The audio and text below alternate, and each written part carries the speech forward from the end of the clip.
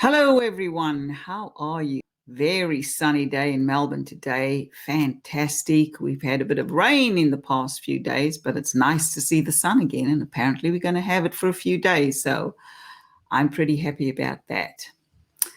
Today, I want to talk about the of unrealistic dreaming. You know, I've sort of heard that word bandied around a lot lately. And I've certainly heard it many times. I do tend to be a bit of a dreamer. One of the big dreams I had in 2019 was to be at that tree. You see that tree there? It's at the Krka waterfalls in Croatia. And one of my big dreams was to go see the Krka waterfalls. And so I can't tell you how many times I've been told, be realistic. You've got unrealistic goals, unrealistic dreams, all of those things. And that's fine. People are going to say that. And a lot of the time they say that out of concern for you, not necessarily because they naysayers. Yeah, you're going to run into some naysayers. You're going to run into some people who don't believe in your goals and dreams and don't encourage you along the way. But fundamentally, people will express that phrase when they're a little bit concerned or they think that your head is too much in the clouds.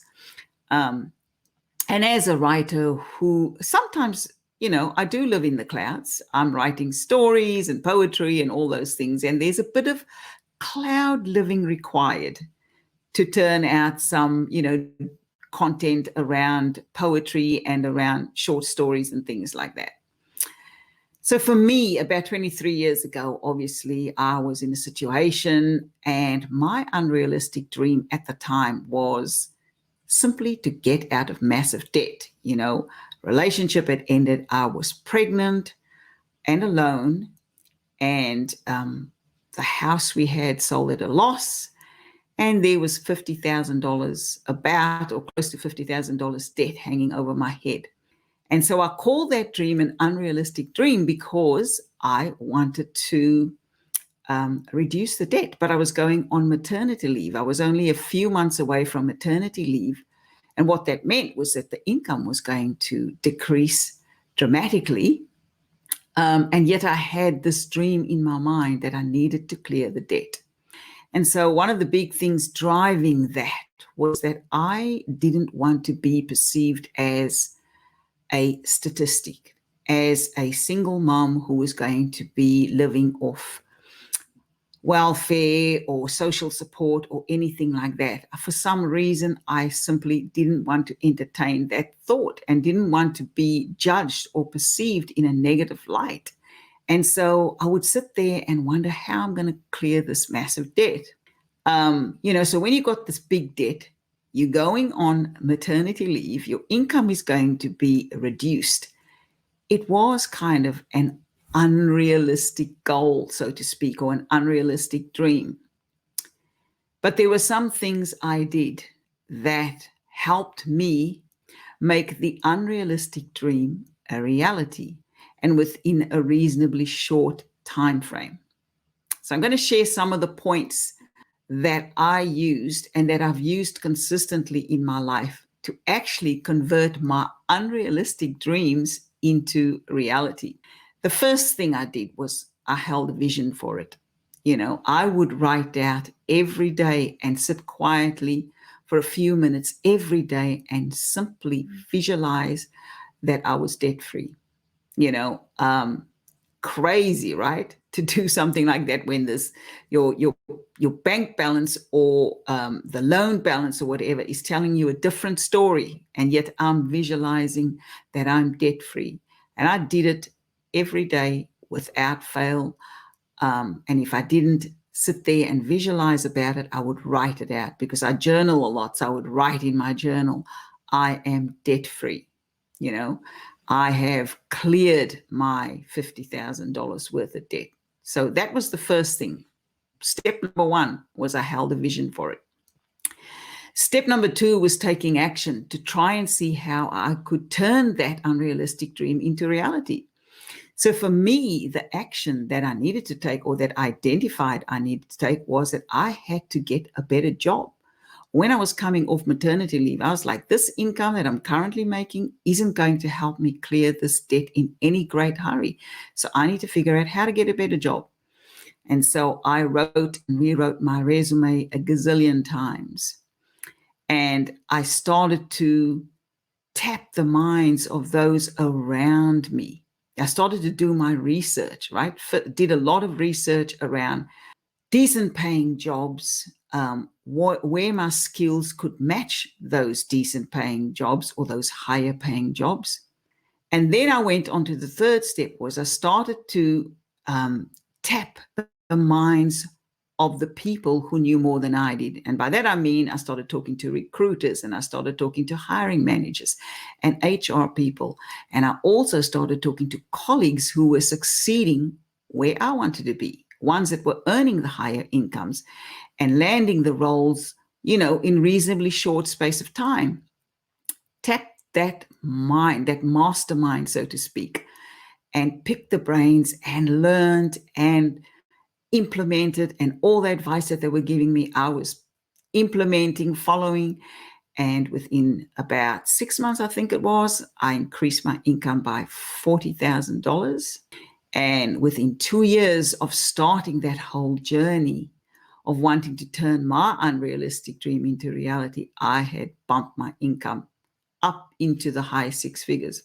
And so within a very short space of time, because of what the action I'd taken and the vision that I was holding, I did clear that debt. I actually cleared that debt within 2.5 years.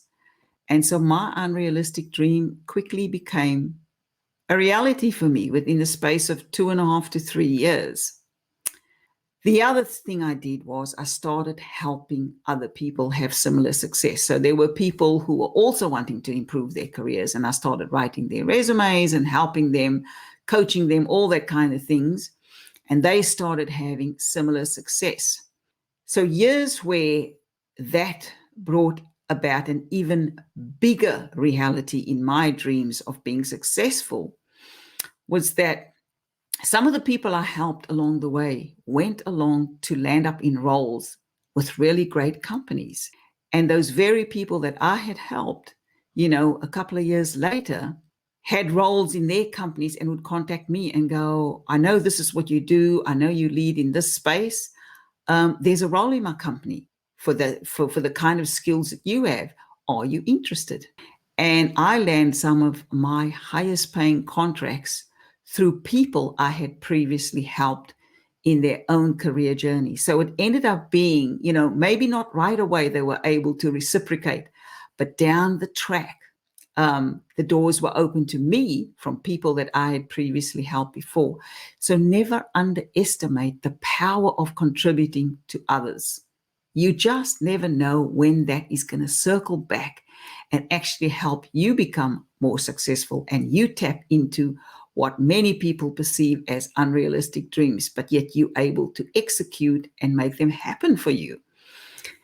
And then the fifth step is that I formed alliances, mutually beneficial ones, where I always try to walk in the spirit of giving first.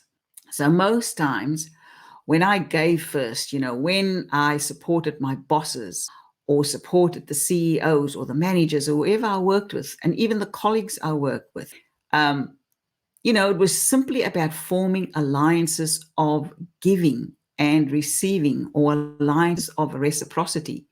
And simply doing that opened up doors to me. Doors were opened because of the trust that was created. And so if you look at the steps I took, the 5 steps: holding a vision, taking action, and taking action towards my goals, and then starting to tap the minds of those who knew more than I did or who were succeeding where I wanted to succeed, starting to help others, and then forming alliances with people with that mindset of giving first. You'll notice that the last 3 steps, the starting to tap the minds of those who were more successful, starting to help others, and forming alliances, they involve connecting and collaborating with others, connecting to and collaborating with others.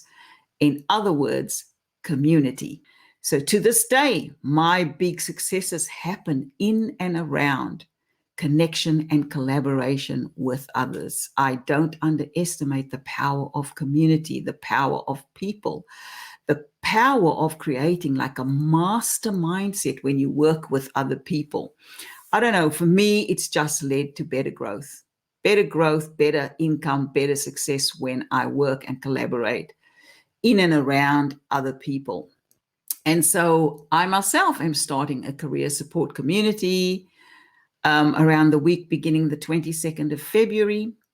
And anyone who wants to jump in early and take advantage of an early bird special, I'd love to have you in the community. I'm looking for diverse people, people who are open-minded, generous in heart and spirit, and want to come to learn and contribute in the community and form those wonderful alliances and those networks that are about growing together and supporting one another. So feel free to reach out, direct message me, or comment.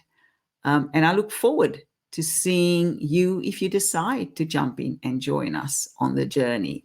And let's go do some unrealistic dreaming together.